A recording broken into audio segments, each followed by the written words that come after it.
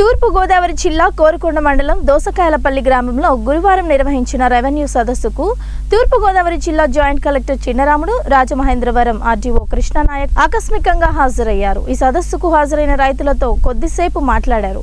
అనంతరం joint collector మాట్లాడుతూ రైతుల సమస్యల పరిష్కారానికి చర్యలు తీసుకోవడం జరుగుతుందన్నారు. రైతాంగ సమస్య ఉంటే తెలియచేయాలని జాయింట్ కలెక్టర్ సూచించారు.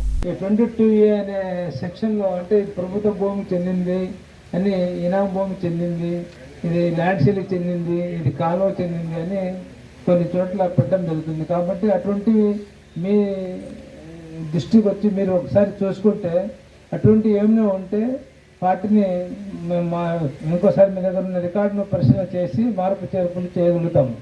లేదనుకోండి మీరు చూడలేదు, నాకు పాస్బుక్ వచ్చింది, కరెక్ట్ ఉంది, నాకు నా పాస్బుక్, నా భూమి, నా వివరాలు అన్నీ ఉన్నాయి, యాజ్ పర్ డాక్యుమెంట్ ప్రకారం మీరు అనుకోండి, ఎప్పుడో మీ అవసరాల నిమిత్తం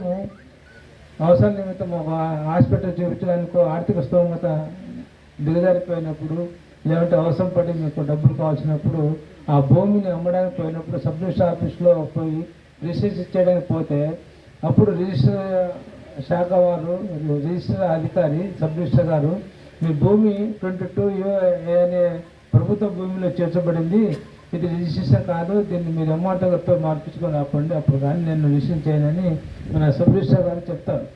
అప్పుడు దాన్ని మళ్ళీ ఆ 22 నుంచి తీసేసుకొని మళ్ళీ రిజిస్ట్రేషన్ చేయించుకోవాలంటే దాదాపుగా ఒక నెల 2 నెలల కాలం పడుతుంది. ఎందుకంటే తహసీల్దార్ గారు ఎంక్వైరీ చేసి ఆర్డీఓ గారికి పంపించాలి, ఆర్డీఓ గారు మళ్ళీ దాన్ని ఎంక్వైరీ చేసి జాయింట్ కలెక్టర్ గారికి మాకు పంపాలి, పంపిన తర్వాత మళ్ళీ మేము దాన్ని రికార్డులన్నీ పరిశీలన చేసి కరెక్ట్ ఉంటే చేయడం జరుగుతుంది. కాబట్టి అంత ఇబ్బంది పడకుండా ప్రభుత్వ సిబ్బంది మొత్తం, రెవెన్యూ సిబ్బంది అయితేనేమి, సబ్ రిజిస్టర్ సిబ్బంది అయితేనేమి, అలాగే ఎండోమెంట్ సిబ్బంది అయితేనేమి, అలాగే సర్వీస్ సిబ్బంది